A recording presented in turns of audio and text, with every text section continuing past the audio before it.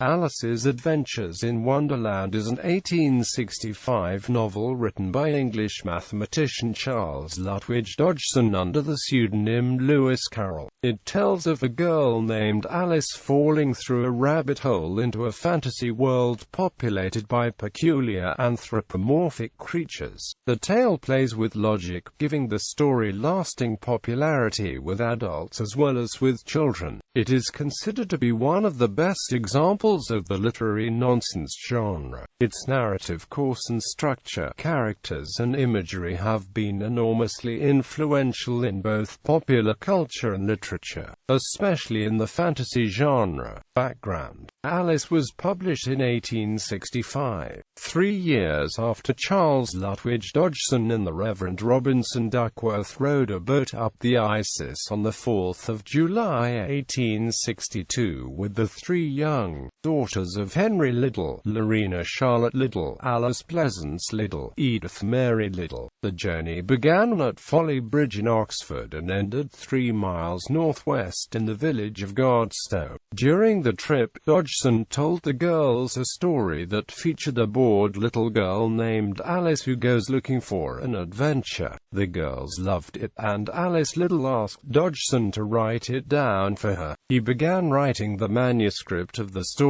the next day, although that earliest version no longer exists. The girls and Dodgson took another boat trip a month later when he elaborated the plot to the story of Alice, and in November he began working on the manuscript in earnest. To add the finishing touches, he researched natural history for the animals presented in the book, and then had the book examined by other children, particularly the children of George MacDonald. He added his own illustrations but approached John Tenniel to illustrate the book for publication, telling him that the story had been well liked by children. On the 26th of November 1864, he gave Alice the handwritten manuscript of Alice's Adventures Underground, with illustrations by Dodgson himself, dedicating it as a Christmas gift to a dear child in memory of a summer's day. Some, including Martin Gardner, speculate that there was an earlier version that was destroyed later by Dodgson when he wrote the more elaborate copy by hand. But before Alice received her copy, Dodgson was already preparing it for publication and expanding the 15,500-word original to 27,500 words, most notably adding the episodes about the Cheshire Cat and the Mad Tea Party. Plot. Chapter 1. Down the Rabbit Hole. Alice is feeling bored and drowsy while sitting on the river bank with her older sister, who is reading a book with no pictures or conversations. She then notices a white rabbit wearing a waistcoat and pocketwatch, talking to itself as it runs past. She follows it down a rabbit hole, but suddenly falls a long way to a curious hall with many locked doors of all sizes. She finds a small key to a door too small for her to fit through, but through it she sees an attractive garden. She then discovers a bottle on a table labeled "Drink Me," the contents of which cause her to shrink too small to reach the key, which she has left on the table. She eats a cake with "Eat Me" written on it in currants as the chapter closes. Chapter 2. The Pool of Tears. Chapter 2 opens with Alice growing to such a tremendous size that her head hits the ceiling. Alice is unhappy and, as she cries, her tears flood the hallway. After shrinking down again due to a fan she had picked up, Alice swims through her own tears and meets a mouse, who is swimming as well. She tries to make small talk with him in elementary French, but her opening gambit, "WorldCat," offends the mouse and he tries to escape her. Chapter 3. The Caucus Race in a Long Tail. The Sea of Tears becomes crowded with other animals and birds that have been swept away by the rising waters. Alice and the other animals convene on the bank and the question among them is how to get dry again. The mouse gives them a very dry lecture on William the Conqueror. A dodo decides that the best thing to dry them off would be a caucus race, which consists of everyone running in a circle with no clear winner. Alice eventually frightens all the animals away, unwittingly, by talking about her cat. Chapter 4. The rabbit sends a little bill. The white rabbit appears again in search of the Duchess's gloves and fan. Mistaking her for his maidservant, Mary Ann, he orders Alice to go into the house and retrieve them, but once she gets inside she starts growing. The horrified rabbit orders his gardener, Bill the lizard, to climb on the roof and go down the chimney. Outside, Alice hears the voices of animals that have gathered to gawk at her giant arm. The crowd hurls pebbles at her, which turn into little cakes. Alice eats them, and make her smaller again. Chapter 5. Advice from a caterpillar. Alice comes upon a mushroom. Sitting on it is a blue caterpillar smoking a hookah. The caterpillar questions Alice and she admits to her current identity crisis, compounded by her inability to remember a poem. Before crawling away, the caterpillar tells Alice that one side of the mushroom will make her taller and the other side will make her shorter. She breaks off 2 pieces from the mushroom. One side makes her shrink smaller than ever, while another causes her neck to grow high into the trees, where a pigeon mistakes her for a serpent. With some effort, Alice brings herself back to her normal height. She stumbles upon a small estate and uses the mushroom to reach a more appropriate height. Chapter 6. Pig and Pepper. A fish footman has an invitation for the Duchess of the house, which he delivers to a frog footman. Alice observes this transaction and, after a perplexing conversation with the frog, lets herself into the house. The Duchess's cook is throwing dishes and making a soup that has too much pepper, which causes Alice, the Duchess, and her baby to sneeze violently. Alice is given the baby by the Duchess and to her surprise, the baby turns into a pig. The Cheshire Cat appears in a tree, directing her to the March Hare's house. He disappears, but his grin remains behind to float on its own in the air, prompting Alice to remark that she has often seen a cat without a grin but never a grin without a cat.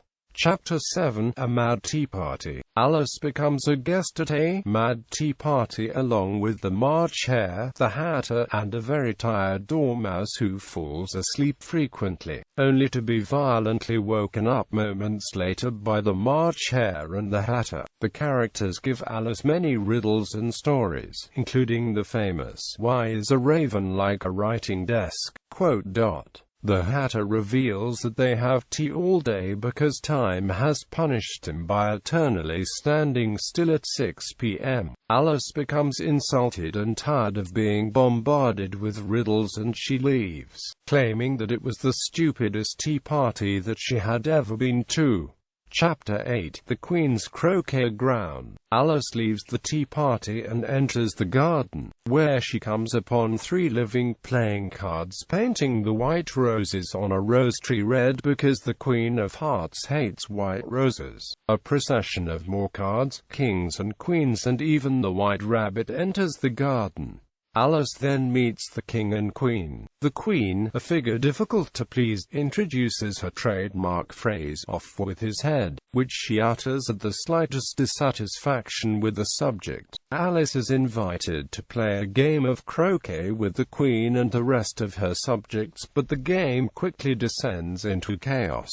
Live flamingos are used as mallets and hedgehogs as balls, and Alice once again meets the Cheshire Cat. The Queen of Hearts then orders a cat to be beheaded, only to have her executioner complain that this is impossible since the head is all that can be seen of him, because the cat belongs to the Duchess. The Queen is prompted to release the Duchess from prison to resolve the matter. Chapter 9. The Mock Turtle's Story. The Duchess is brought to the croquet ground at Alice's request. She ruminates on finding morals in everything around her. The Queen of Hearts dismisses menaces her with the threat of execution, and she introduces Alice to the Griffin, who takes her to the Mock Turtle. The Mock Turtle is very sad, even though he has no sorrow. He tries to tell his story about how he used to be a real turtle in school, which the Griffin interrupts so that they can play a game. Chapter 10. Lobster Quadrille. The Mock Turtle and the Griffin dance to the Lobster Quadrille, while Alice recites "'Tis the voice of the lobster." The Mock Turtle sings them "Beautiful Soup," during which the Griffin drags Alice away for an impending trial. Chapter 11. Who Stole the Tarts? Alice attends a trial in which the Knave of Hearts is accused of stealing the Queen's tarts. The jury is composed of various animals, including Bill the Lizard. The White Rabbit is the court's trumpeter, and the judge is the King of Hearts. During the proceedings, Alice finds that she is steadily growing larger. The Dormouse scolds Alice and tells her she has no right to grow at such a rapid pace and take up all the air. Alice scoffs and calls the Dormouse's accusation ridiculous because everyone grows and she cannot help it. Meanwhile, witnesses at the trial include the Hatter, who displeases and frustrates the king through his indirect answers to the questioning, and the Duchess's cook. Chapter 12. Alice's evidence. Alice is then called up as a witness. She accidentally knocks over the jury box with the animals inside, and the king orders the animals to be placed back into the seats before the trial continues. The king and queen order Alice to be gone, citing Rule 42, but Alice disputes the judgment and refuses to leave. She argues with the king and queen of hearts over the ridiculous proceedings, eventually refusing to hold her tongue. The queen shouts her familiar off with her head, but Alice is unafraid, calling them out as just a pack of cards, just as they start to swarm over her. Alice's sister wakes her up from a dream, brushing what turns out to be some leaves, and not a shower of playing cards, from Alice's face. Alice leaves her sister on the bank to imagine all the curious happenings for herself. Characters. Lists of characters. The following is a list of main characters in Alice's Adventures in Wonderland. Character illusions in the annotated Alice. Martin Gardner provides background information for the characters. The members of the boating party that first heard Carol's tale show up in Chapter 3. Alice Little herself is there. Carol is caricatured as the dodo. The duck refers to Canon Duckworth.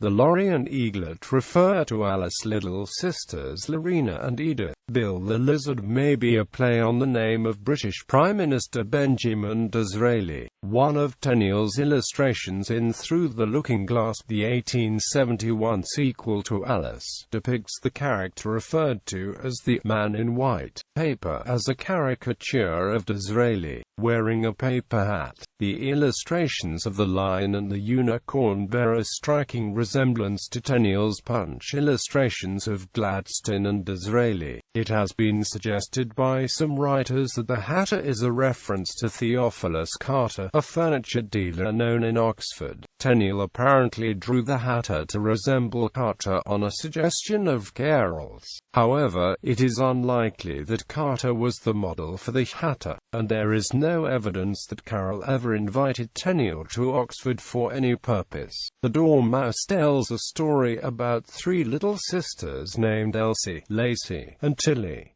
These are the little sisters. Elsie is L.C., Tilly is Edith, and Lacey is an anagram of Alice. The Mock Turtle speaks of a drawing master, an old conger eel, who came once a week to teach drawing, stretching, and fainting in coils. This is a reference to art critic John Ruskin, who came once a week to the Little House to teach the children drawing, sketching, and painting in oils. Poems and songs.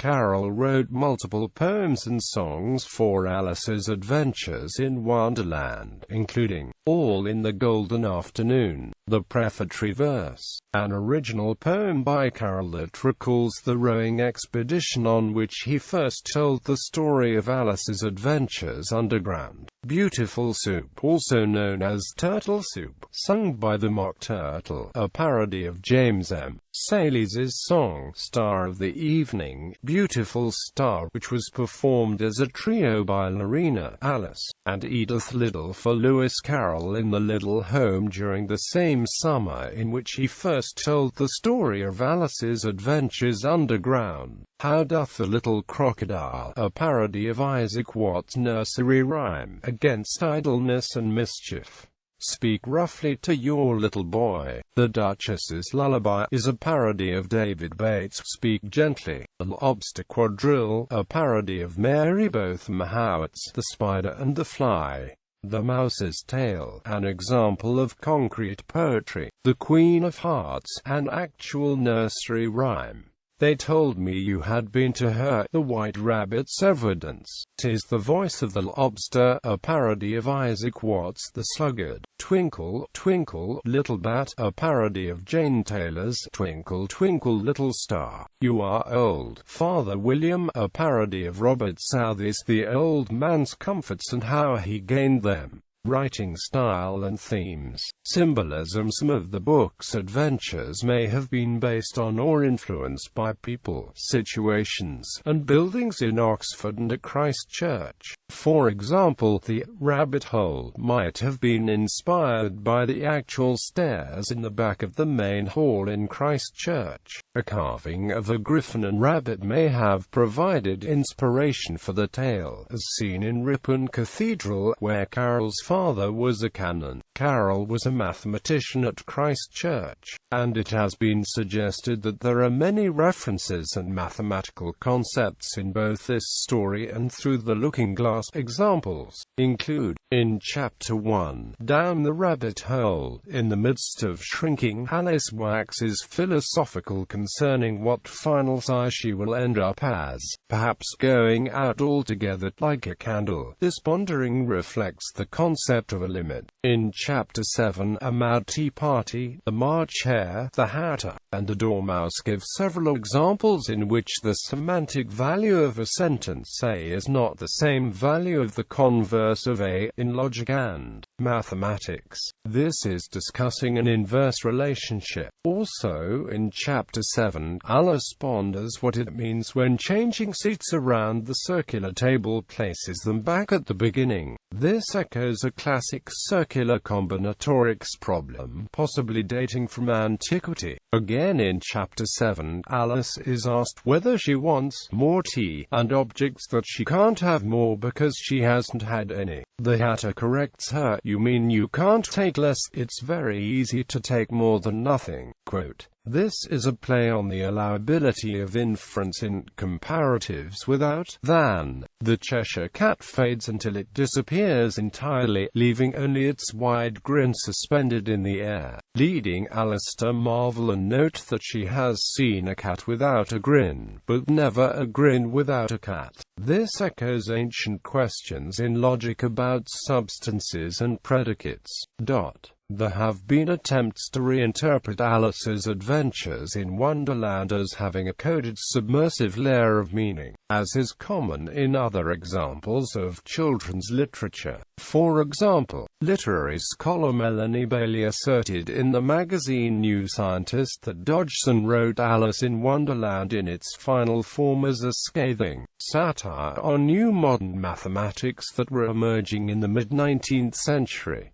However, such views are not widely held. Several people have suggested that Dodgson had an interest in the French language, choosing to make references and puns about it in the story. It is most likely that these are references to French lessons, a common feature of a Victorian middle-class girl's upbringing. For example, in the second chapter, Alice posits that the mouse may be French. She therefore chooses to speak the first sentence of her French lesson book to it, "Est marche at." In Henry B. Acute's French translation, Alice posits that the mouse may be Italian and speaks Italian to it. Pat's digging for apples could be a cross-language pun, as pomme de terre means potato and pomme means apple, which little English girls studying French would easily guess. In the second chapter, Alice initially addresses the mouse as "O mouse," based on her memory of the noun declensions in her brother's Latin grammar. A mouse, of a mouse, to a mouse, O mouse. Single quote. These words correspond to the first 5 of Latin's 6 cases, in a traditional order established by medieval grammarians: mus, muris, muri, murum, muse. The 6th case mur is absent from Alice's recitation. In the 8th chapter, 3 cards are painting the roses red on a rose tree, because they had accidentally planted a white rose tree that the Queen of Hearts hates. Red roses symbolized the English House of Lancaster, while white roses were the symbol for the rival House of York. This scene is an allusion to the Wars of the Roses. Eating and devouring. Karina Garland notes how the world is expressed via representations of food and appetite, naming Alice's frequent desire for consumption her curious appetites.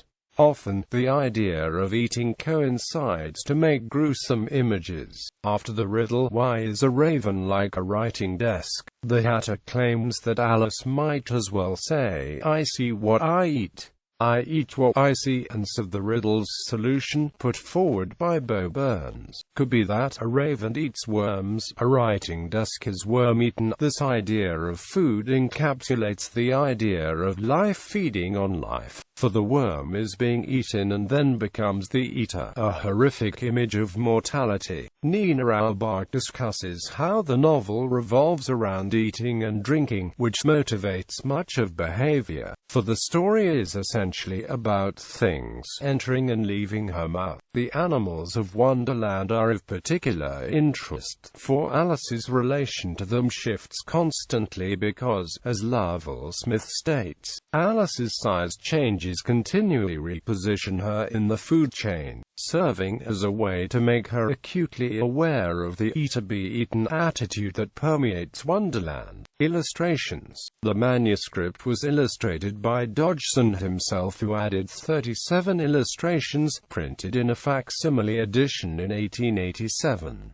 John Tenniel provided 42 wood-engraved illustrations for the published version of the book. The first print run was destroyed at Carroll's request because he was dissatisfied with the quality.